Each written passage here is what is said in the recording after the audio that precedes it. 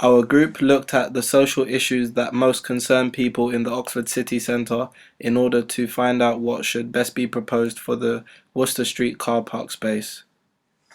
Until 1937, the Basin was a wharf before it was bought by Oxford car magnate Lord Nuffield.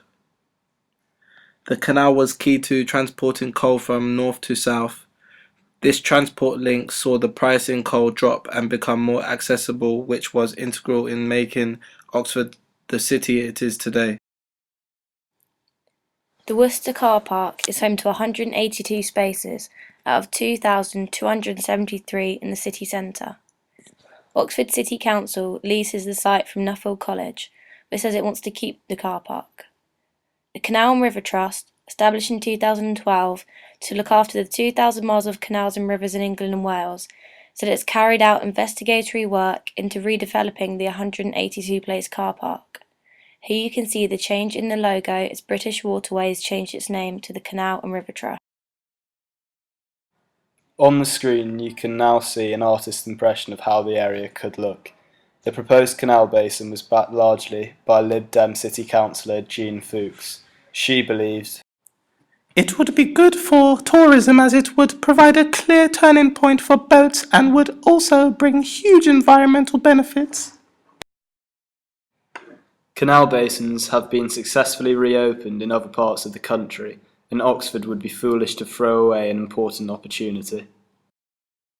Looking into social issues, we found they affect a variety of different aspects of life. The diagram accurately represents the breadth and variety of past, existing and future social issues. As you can see, the definition for a social problem is present on the screen. We were assigned the task of observing the social issues of Oxford City Centre. We then applied what we found when observing the proposed canal basin.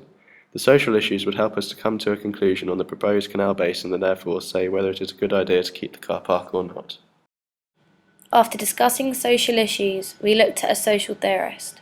Jane Jacobs, born 1916 and died 2006, came to our attention. One of her most famous quotes from her book is displayed. Jacobs was an urbanist and activist whose writings championed a fresh, community-based approach to city building. She had no formal training as a planner, and yet her 1961 treatise, The Death and Life of Great American Cities, introduced groundbreaking ideas about how cities function, evolve, and fail that now seem like common sense to generations of architects, planners, politicians, and activists. Jacobs saw cities as integrated systems that had their own logic and dynamism, which would change over time according to how they were used. With an eye for detail, she wrote eloquently about sidewalks, parks, retail design, and self-organisation. She promoted higher density in cities, short blocks, local economies, and mixed uses. We found Jacobs' work most inspiring and were focusing on an area too that had changed over time, the Canal Basin, that we're investigating its return to Oxford. During our research, we decided to carry out numerous interviews. The point of carrying out these interviews was to gain information on the social issues that are present in Oxford City Centre. We carried out 25 interviews, 6 at each site and 1 in the car park. We should aim to interview a variation of people, i.e. different ages, ethnicities and jobs, etc. The main social issues were noise, congestion, general health, safety, as well as affordable housing. On this slide there is a map of the proposed areas where we intended to conduct our interviews. The first and busiest area was on George Street, the second research area was on the bridge over the canal on Hythe Bridge Street, the third research area was on the housing area called Upper Fisher Row. Lastly, the fourth and final area was next to Pacey's Bridge.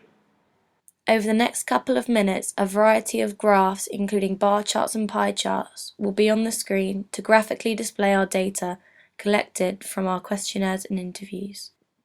These 2 graphs show what people would most like to see the site used for and what people think the area needs most.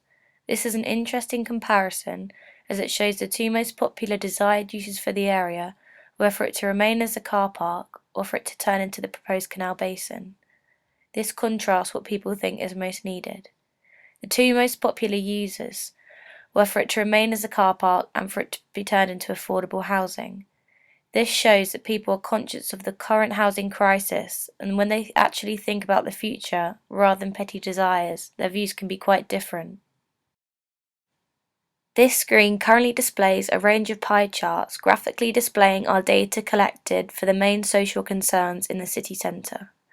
Congestion concerned 92% of the people questioned, making it by far the largest social concern, with 23 people agreeing that it was an issue as opposed to the 2 people disagreeing. On the other hand, the general health concerned a mere 39% of people who answered our questionnaire. This meant only 9 of 25 people believed it was an issue in the local area. Affordable housing was the second largest concern, with only 20% of interviewees agreeing that it was not an issue. We found that even tourists visiting may think this was a problem, as they were worried about the number of homeless people on Oxford streets. Noise levels and general safety were more equally divided in terms of people being alarmed. They saw more of a half-and-half split, with 56% of people questioned believing noise levels were an issue, leaving 44% of people disagreeing. An even closer to 50-50 split was people's concern with the general safety in Oxford city centre, and with 52% of people having general safety concerns, meaning 48% of people did not. During our data collection, we found that 36% of Oxford population is very young and sat within the 15 to 25 category.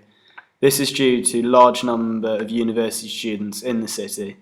Within the 2011 census, it was estimated that 35% of the population was aged between 15 and 29 years, compared to a UK average of only 20%.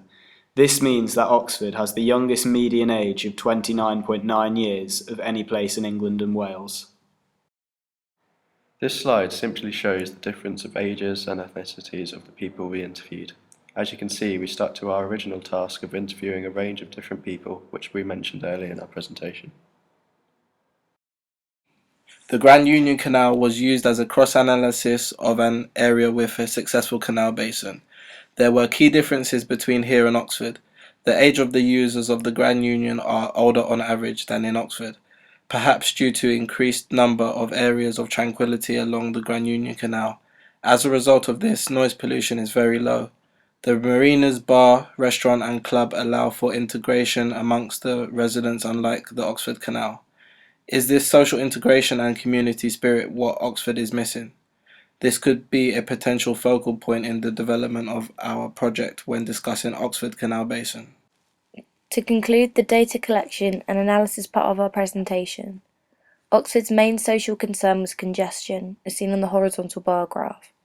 Users and residents along the Grand Union Canal, our alternative example that we decided to use as a cross-reference, were more concerned with general health, especially litter issues, as the water is heavily polluted and makes the experience less enjoyable. The aim for Oxford is to bring back the basin as long as litter and cleanliness is addressed, following in the footsteps of the Grand Union Canal and the local efforts to keep the water clean.